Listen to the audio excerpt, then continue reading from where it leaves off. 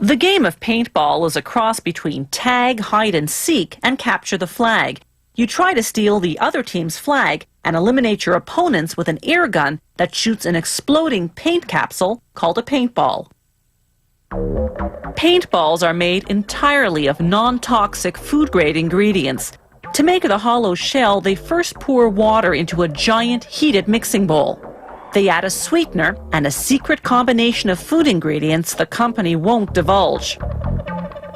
Then, finally, the key ingredient that gives the shell its shape: gelatin, the kind used to make gummy bears. They melt and mix everything for a half an hour. Then line it up for what they call the drop, transferring the gel from the mixer into a heated vat called the gel tote. They filter out any globs that didn't melt.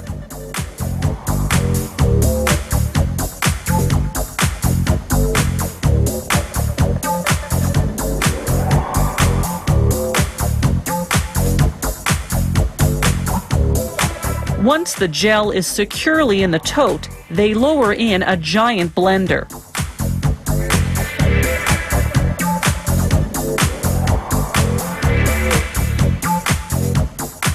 They pour in food dye and blend for about 20 minutes.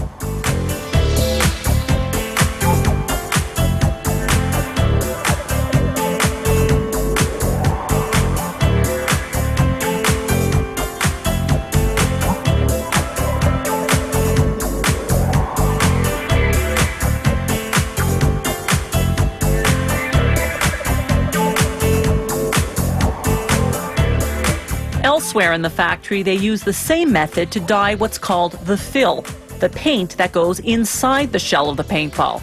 It's made of polyethylene glycol, the inert liquid in cough syrup. They thicken it with crayon wax. The gel and fill meet their maker in what's known as the feed room. Here, the vats of gel and fill feed a capsulation machine one floor below. This machine is the same kind used to make bath beads and gel cap medicine. First, the machine spreads out the gel onto a cool drum. This creates a continuous thin sheet of gel called a gel ribbon. This cooling cures the gelatin to the point where it can now be molded into the hollow shell of the ball. The machine presses the gel ribbon into a die with half-circle pockets, each forming one half of a ball shell. The machine does the next 3 steps in one shot. It aligns the 2 half shells together to form a hollow ball, injects the fill, then seals the 2 half shells together.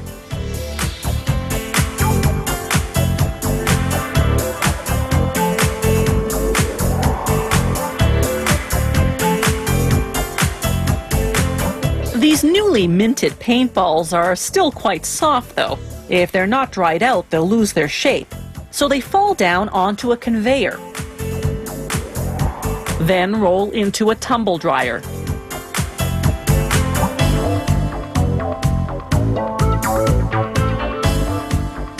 From here, they'll go onto a bakery-style rack until they dry out completely.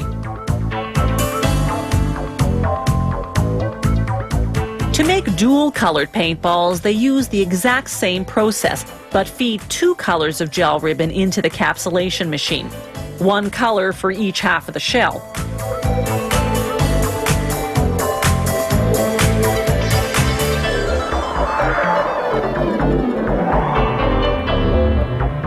The finished paintballs go through an automatic counting machine.